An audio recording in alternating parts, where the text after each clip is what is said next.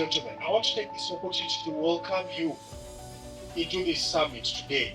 I want to encourage each one of us to speak up, share your mind, because it is your time, and the time is now to speak, to hold leaders accountable. So the purpose of this particular youth summit in Zaipisam Camp today is to empower our youth. How are you going to be empowered? You need to be motivated. You need to know what's happening outside. Then you need to pick what you see outside there, you bring it in. Then you start implementing it is positive. We normally say there is nothing for the young people without the young people. And today we are here, going to listen to the various challenges that they face.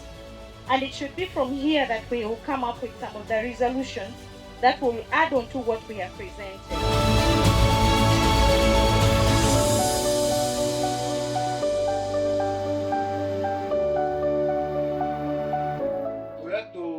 Some of our challenges as youth in Taipi sub-county.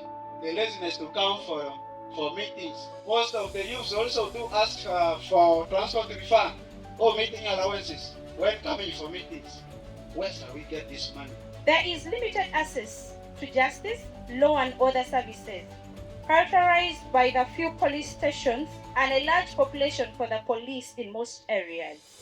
The other thing I want to talk about is drug and substance abuses. The rate at which young people are using drugs is too much. How are we going to reduce this? Most of our brothers are left on the streets and they are called the spoiled flocks, because the determination of their future the base was not set for them. First of all, the career path in which they should head was not taught to them.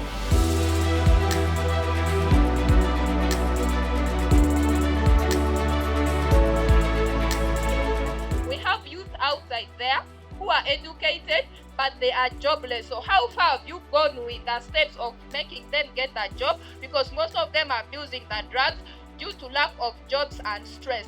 We shouldn't only look at white-collar jobs. If you as an individual, you're able to raise something very small for you, we know how hard the economy is. But then if you sit there in the lens of, let me wait to be employed at the end of that day, it becomes very hard for us. Let's all advocate to young people that, yes, we have done something, we are out of school, but what can you do for yourself before these other things come? Why is it that the lawyers or the magistrates, they delay issues in the office? You went there because you need justice, and their motion is that justice for all. And why is it that they delay cases in the court? Of course, they say justice delayed is justice denied. There are so many reasons why cases delay in court. One, I will just mention a few. One, lack of testifying. People will not come to testify in case there is a case. You know, they take you to court. You're supposed to come and testify, give evidence against the person you are accusing. So if you don't appear, there's nothing the magistrate is going to do. If you see right now, most of the school, there is no anyone representative of any disabled person. So we need also to consider them so that they should say that we are some people in future, or we can be future leaders. The person talking right now is a person with disability. So I wanted to correct you. In fact, don't call us a disabled persons. Let us correct ourselves here. If you call me a disabled, I will just attend you right away, straight away. You call me a person with a disability.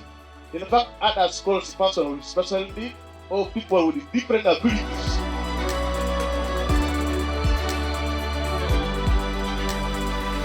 It has really melted my heart, and I feel many of us in this room can relate, that we desire to see change, we desire to see a society where young people are able to speak for themselves, where young people are offered the opportunities and platforms to become the best version of themselves, irrespective of their gender, irrespective of your colors, irrespective of your age, and irrespective of your economic background.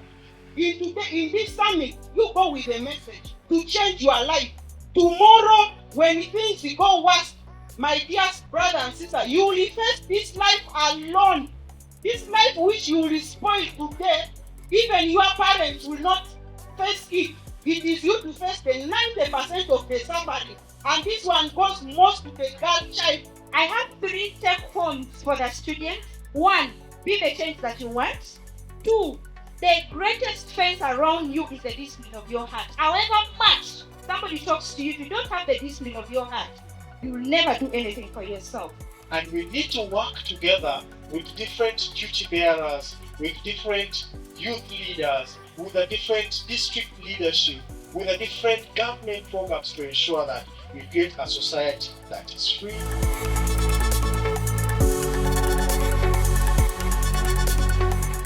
So what I like about the Youth Summit is that I've got a lesson that in our school activities we shall also include the people with disabilities so that they will feel that they're also cared for.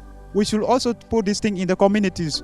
We teach the youth. There are very many youth who are so ignorant. They do not have this information. They just go take drugs, do not know them, the circumstances, the outcomes of these drugs. They do not know what will come afterwards. But this forum is so important, teaching the youth.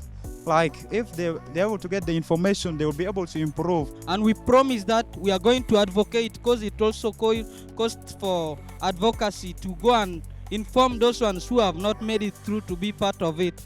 One of the things that has stood out for me today was the question and answer session. It doesn't seem like the youth are given a lot of opportunities to actually voice their opinion.